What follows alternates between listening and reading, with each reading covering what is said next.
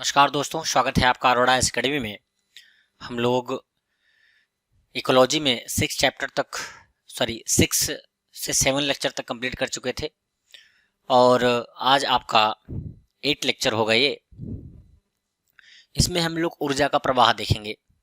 ऊर्जा के प्रवाह में होता क्या है, जैसे कि ऊर्जा कैसी होती है, एक दिशीय होती है या फिर द्विदिशीय होती है। दो दिशीय मतलब होता है कि दोनों तरफ से, एक ही तरफ से नहीं।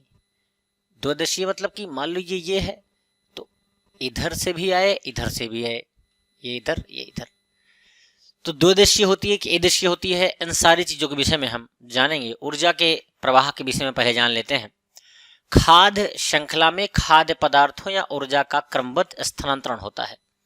ये आपको ही पता है कि जब खाद्य श्रृंखला बनती है, श्रृंखला मतलब कि एक के साथ एक का जुड़ाव, एक के साथ एक का जुड़ाव होता जाए। ठीक, ये कोई दूसरा है, उसके साथ तीसरे का जुड़ाव, उसके बाद ऐसे ऐसे ऐसे ये। ठीक, एक के साथ एक ये खाद्य श्रृंखला है। क्या है? खाद्य श्रृंखला। ये खाद्य श्रृंखला है आपकी, ये श्रृंखला बोलते हैं इसको। में खाद्य पदार्थों और ऊर्जा, सीधी बात है कि खाद्य पदार्थ बनेंगे कैसे? खाद्य पदार्थ बनेंगे कैसे? खाद्य पदार्थ बनेंगे जब उनको भरपूर, उनके जैसे हम लोग को जीवन में जीवन जीने के लिए, हमको जीवन जीने के लिए खाने की आवश्यकता होती है, पानी की आवश्यकता होती है और पौष्टिक आहारों की आवश्यकता होती है। उसी प्रकार से खाद्य श्रृंखला में खाद्य पदार्थों के सर्जन के लिए ऊर्जा की आवश्यकता होती है और वो श्रृंखला के रूप में स्थानांतरित होते हैं। पृथ्वी तक पहुंचने वाली सौर ऊर्जा करीब 1% ही प्रकाश संश्लेषण क्रिया में प्रयुक्त होता है। कहने का मतलब है कि पृथ्वी से, मान लीजिए ये सूर्य है, सूर्य से निकलने वाली किरणें सौर विकिरण कहलाती हैं, जैसा कि पहले जानते हैं। मान लीजिए ये पूरा 100 मान लें तो इसका केवल 1% ही हमें प्रकाश संश्लेषण की क्रिया में प्रयुक्त मिलेगा। कितना? 1% ही आपको प्रकाश संश्लेषण की क्रिया में संलिप्त मिलेगा, हिंदी में बोल सकते हैं, या प्रकाश संश्लेषण की क्रिया में प्रयुक्त किया जाता है, ये भी बोल सकते हैं। अब इतनी बात आपको आई थिंक समझ में आ गई होगी। विभिन्न जैविक जीवों में जैविक ऊतकों के निर्माण की प्रक्रिया को जैव संश्लेषण कहते हैं। सीधी बात है कि जीवों में जैविक ऊतकों के निर्माण, जो जीवों में जो ऊतक उनके उत्पन्न होते हैं, उनके निर्माण की क्रिया को हम क्या कहते हैं? जैव संश्लेषण। वो कैसे अपने भोजन का निर्माण कहते हैं, उसको हम ऊतक कह सकते हैं। ठीक, ऊतक की भी स्पेलिंग क्लियर हो गई। वास्तव में जैव संश्लेषण की प्रक्रिया सौर ऊर्जा या प्रकाश ऊर्जा के रासायनिक ऊर्जा में रूपांतरित को प्रदर्शित करती है। इसके विपरीत जैविक पदार्थों के विघटन एवं वियोजन की प्रक्रिया जैव अवनमन या अवक्रमण, बायोडिग्रेशन। ध्यान दीजिए, इसके विपरीत जैव पदार्थों की जब विघटन होता है, जब कोई किसी पदार्थ का विघटन होगा और या विनियोजन होगा तो उसको हम जैव अवनयन या जैव अवक्रमण या बायोडिग्रेशन कहते हैं, जिसे अपघटन भी कहा जाता है, मतलब कि समाप्त होना। ठीक है, इस तरह जैव अवनयन की प्रक्रिया या अपघटन या अवनयन या अवक्रमण या अपघटन की प्रक्रिया पोषक तत्वों तथा रासायनिक ऊर्जा की ऊष्मा के स्वरूप में निर्मुक्तता, मतलब कि अपघटित हो गई, पूरी तरह समाप्त हो गई, तो उनसे जो ऊर्जा निर्मुक्त होती है उसको दिखाती है।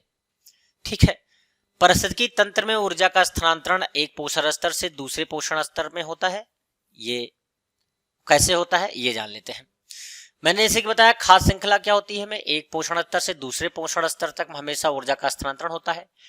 और लिंडमान के नियम के अनुसार, लिंडमान जो है आपके, लिंडमान के नियम के अनुसार पोषण स्तर, एक पोषण स्तर से दूसरे पोषण स्तर में 10% ऊर्जा ही स्थानांतरित होती है। इसीलिए ऊर्जा का प्रवाह एक दिशीय होता है। तो हमने स्टार्टिंग में आपको एक कॉन्सेप्ट बताया था, एक दिशीय मतलब एक बार ऊर्जा यहां गई तो ये जाने के बाद ऐसे निकलेगी, ना कि वो रिवर्स होगी। समझ में? रिवर्स नहीं हो सकती है, रिवर्स नहीं होगी, यहां से एक बार अंदर जब खाद्य श्रृंखला में एंटर हुई ना, तो उसी फॉर्मेट में वो चलती जाएगी और हर आने वाले जो वृक्ष होंगे, जो पादप जीव होंगे, उनको केवल 10% ही मात्रा प्राप्त होगी। ठीक है, एक इसीलिए इसको क्या कहते हैं, एक देशीय कहते हैं। परिस्थितिकी तंत्र में ऊर्जा का स्थानांतरण प्रवाह एक देशीय होता है, जैसे कि बता चुके हैं, उसका पुनर्चक्रण नहीं होता। पोषण श्रृंखला में कोई जीव उत्पादक स्तर के जितना करीब होगा उतनी अधिक ऊर्जा उसको मिलेगी। मतलब समझो कि पोषण श्रृंखला में कोई जीव उत्पादक स्तर के जितना करीब होगा उसे उतनी अधिक ऊर्जा उपलब्ध होगी। मान लीजिए शुद्ध शाकाहारी आप जीव किसे मानते होंगे? शुद्ध शाकाहारी, जिसे हिरण का शिकार अक्सर हो जाता है। ठीक, अब हिरण का शिकार होता है, गायों का शिकार होता है, तो ये सब क्या है, नॉर्मल तरीके से शुद्ध शाकाहारी होते हैं। ठीक, मान लीजिए ये पृथ्वी है, यहां पर आपकी घास है और यहां पर गाय और हिरण, ये जो शाकाहारी होते हैं, जो मांस नहीं खाते, जो प्रथम उत्पादक कहलाते हैं, वो घासों के द्वारा अपने आप को पालते हैं। लेकिन उनके करीब सबसे होता कौन है? वो शिकारी, जो कि कौन होते हैं? मांसाहारी होते हैं, द्वितीय उपभोक्ता और तृतीय उपभोक्ता। ये क्या करते हैं? ये शिकार करते हैं हिरण का, गाय का, भैंसों का।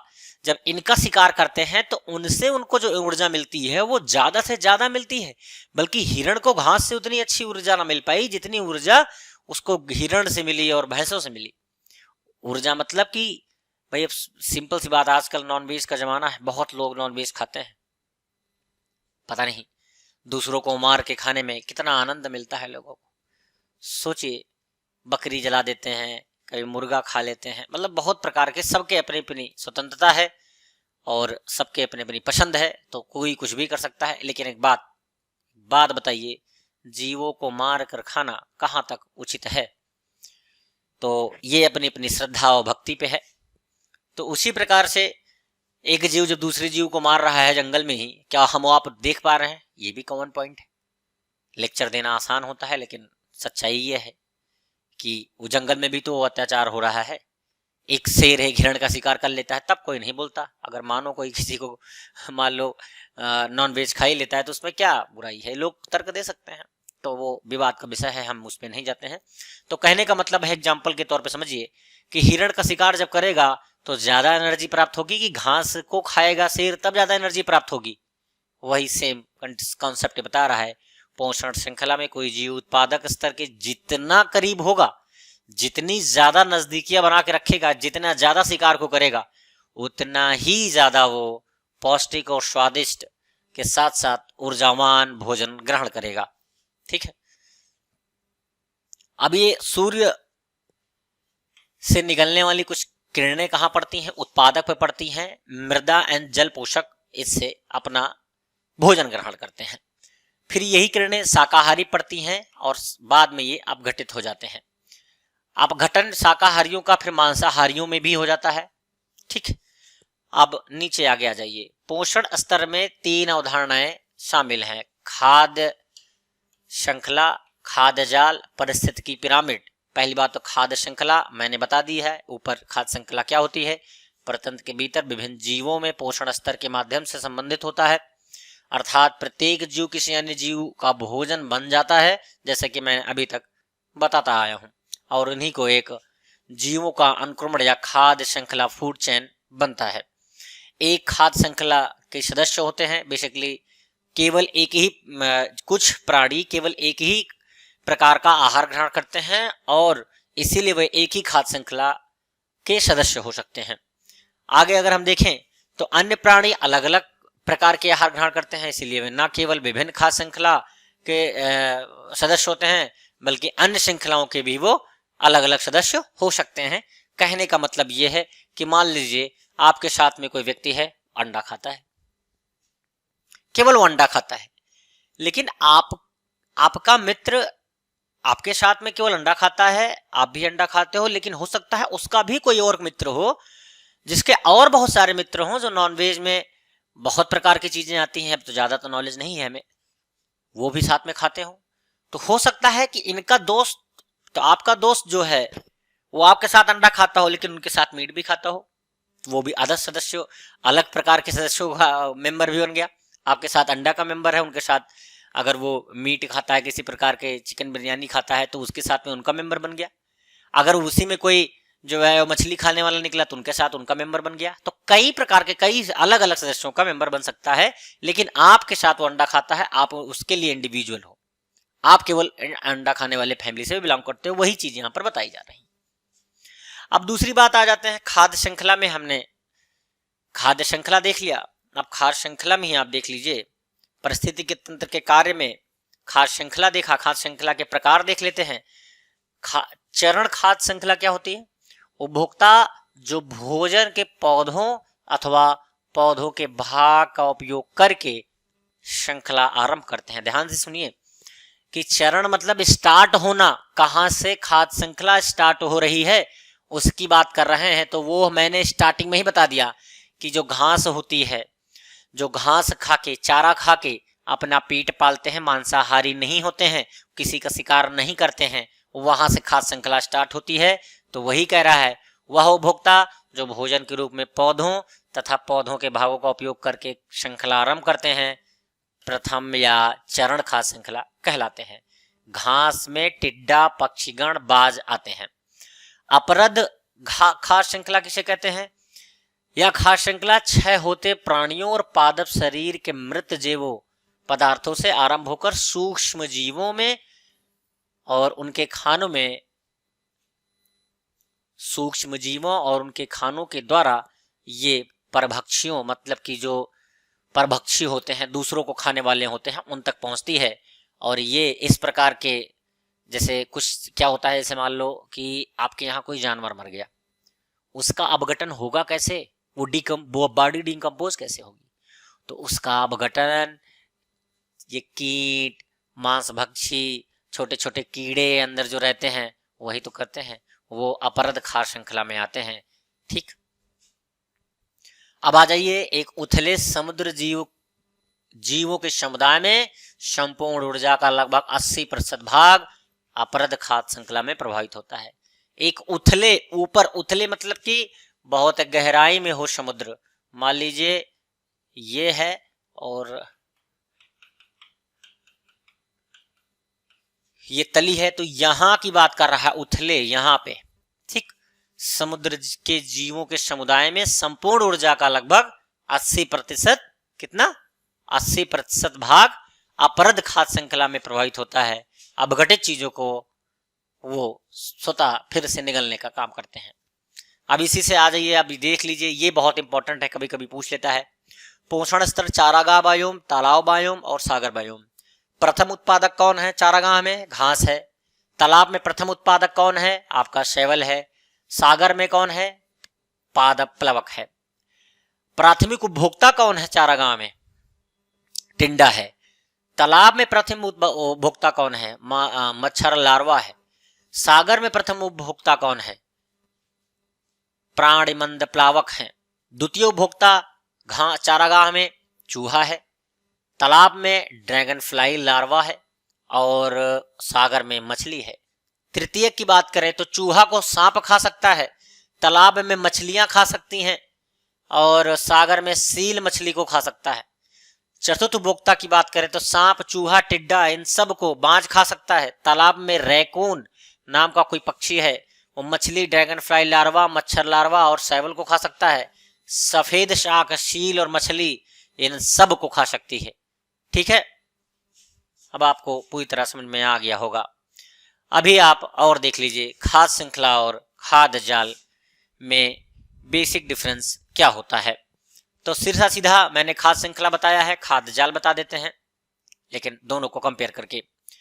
यह एक सरल प्रकार की संरचना है जिसमें ऊर्जा का स्थानांतरण एक जीव से दूसरों में होता है, ये खाद्य श्रृंखला कहलाती है। जब खाद्य जाल की बात करें तो यह जटिल संरचना होती है, इसमें पारिस्थितिकी तंत्र से खाद्य श्रृंखलाएं परस्पर मिलकर खाद्य जाल बनाती हैं।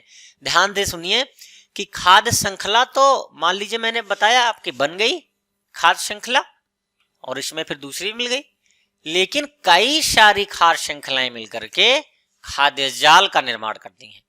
यही तो जाल हो गया। अब उसके बाद नीचे आ जाइए, देखते हैं इसमें ऊर्जा का प्रभाव एक दिशीय होता है, और खाद्य श्रृंखला की बात कर रहा हूं, इसमें ऊर्जा का प्रभाव एक ही दिशा में ही होता है। जबकि खाद्य जाल की बात करें तो ऊर्जा का प्रभाव एक दिशा में होते हुए भी कई पथों से होकर गुजरता है। कई पथों से होकर गुजरता है, यहां से भी गया, यहां से भी गया, यहां से फिर रिटर्न में यहां से आया, यहां से आया। रिटर्न तो नहीं आएगा लेकिन पथ कई सारे होंगे। ठीक, उसके बाद खाद्य श्रृंखला में समांतर जीवों की संख्या कम होती है। समांतर एक के बाद एक के बाद एक के बाद एक के बाद एक समांतर जीवों की संख्या कम होती है, लेकिन खाद्य जाल में अधिक, इनकी संख्या अधिक होती है। खाद्य श्रृंखला की बात करें तो उत्पादक, उपभोक्ता तथा अपघटनकर्ता, डिकम्पोजर जिसको बोलते हैं, के बीच संबंध सीधी कड़ी के रूप में होता है, जबकि यहां पर एक जाल के रूप में संभव है। हरे पौधे, अगर उदाहरण की बात करें, मेढक, सर्प, बाज, ये सब खाद्य श्रृंखला में है, लेकिन खाद्य जाल में हरे पौधे, टिड्डा, मेढक, फिर हरे पौधे से ही चूहा जुड़ा हुआ है, चूहा से ही बाज जुड़ा हुआ है, हरे पौधे से खरगोश जुड़ा हुआ है, खरगोश से ही सर्प जुड़ा हुआ है, बिल्ली भी से जुड़ी हुई है। तो ये एक दूसरे से कनेक्टेड है। सर्प अगर गया तो बाज भी उसका शिकार कर सकता है, और उस चूहा सर्प चूहा का शिकार कर सकता है, खरगोश बिल्ली का शिकार। मतलब ये है खाद्य जाल, एक सीक्वेंस में ना होकर के। जैसे हम सीक्वेंस में बात करें तो अगर तो हिरण का शिकार कौन कर सकता है? हिरण का शिकार जो वाइल्ड लाइफ डॉग्स होते हैं वो हिरण का शिकार कर सकते हैं। वाइल्ड लाइफ डॉग का शिकार कौन कर सकता है? वो शेर भी कर सकता है, और वो बहुत सारे जानवर कर सकते हैं, लेकिन शेर अक्सर करता है। तो ये सीक्वेंस है, ये सीक्वेंस में नहीं है, कोई किसी का भी कर रहा है। अब खाद्य जाल की अगर हम बात करें तो इतनी देर से वही तो बता रहे हैं, खाद्य जाल होता क्या है। खाद्य श्रृंखला परितंत्र में होने वाले खाद्य तथा ऊर्जा प्रवाह का केवल एक ही पहलू प्रस्तुत करती है, जबकि खाद्य श्रृंखला जो खाद्य जाल होता है वो समग्र चित्रण प्रस्तुत करती है किसी भी इन्वायरमेंट का। इस प्रकार खाद्य जाल किसी परितंत्र में एक दूसरे से संयोजित खाद्य श्रृंखलाओं का एक नेटवर्क है, जैसे कि पहले बताया। उदाहरण के लिए अगर बात करें तो एक पौधा एक ही समय में अनेक शाक बक्सियों का भोजन हो सकता है, जैसे घास पर खरगोश अथवा टिड्डे या बकरी अथवा सभी निर्भर रहते हैं। ठीक, ये आप एक मैप है, इसको आप देखिए। पौधे उत्पादक होते हैं टिड्डा, उसके बाद बाज, उसके बाद बटक। तो प्रथम उपभोक्ता की बात करें तो प्रथम उपभोक्ता, फिर द्वितीय उपभोक्ता। प्रथम उपभोक्ता टिड्डा है तो द्वितीय है छिपकली। अगर हम प्रथम उपभोक्ता की बात करें तो चूहा है, द्वितीय है सांप, और फिर के बाद मतलब ये हमने पहले ही डिस्कस कर लिया है, कौन किसका शिकार कर सकता है, वही चीजें यहाँ पर बताई गई हैं। ये कुछ मैप हैं, आपको एनसीईआरटी की बुकों में सीधा सीधा मिल जाएगा, और इनका अध्ययन करना आपका परम कर्तव्य है। आप इसको जैसे माँ बाप की आज्ञा मानते हैं, घर में सुनते हैं कि हाँ पापा मम्मी ये कह रहे हैं कंपलसरी करना ही करना है, उसी प्रकार ये मैप भी उसी आज्ञा के पालन के अंतर्गत आता है। आपको ये देखना ही देखना है। आप इसको देखिए अच्छे से, एक नहीं 2 बार 3 बार 4 बार, और एक बार जब आपको कंठस्थ हो जाएगा, शब्द जो टर्मिनोलॉजी है वो आपको दिमाग में आ गई, प्रथम उपभोक्ता, द्वितीय उपभोक्ता, तृतीय उपभोक्ता क्या होते हैं, उत्पादक क्या होते हैं, सूर्य की किरणों से कैसे ऊर्जा ग्रहण करते हैं, ये सारी चीजें आपको थोड़ा बेसिक कॉन्सेप्ट क्लियर हो गया ना, तो आप ये समझ लीजिए कि फिर एनवायरमेंट कंप्लीट क्लियर हो गया आपका। ठीक, तो अब हम आ जाते हैं पारिस्थितिकी पिरामिड। पिरामिड बेसिकली अगर हम खाद्य श्रृंखला, खाद्य जाल की बात करें तो उनका ही सिर्फ नेक्स्ट रूप है। तो खाद्य पिरामिड, अगर हम पिरामिड थोड़ा सा बड़ा लंबा है तो इसलिए इसको हम नेक्स्ट लेक्चर में कंप्लीट करेंगे, और मिलते हैं आपको एक नई जोश और नई वीडियो के साथ में नेक्स्ट लेक्चर में। तब तक के लिए नमस्कार, जय हिंद।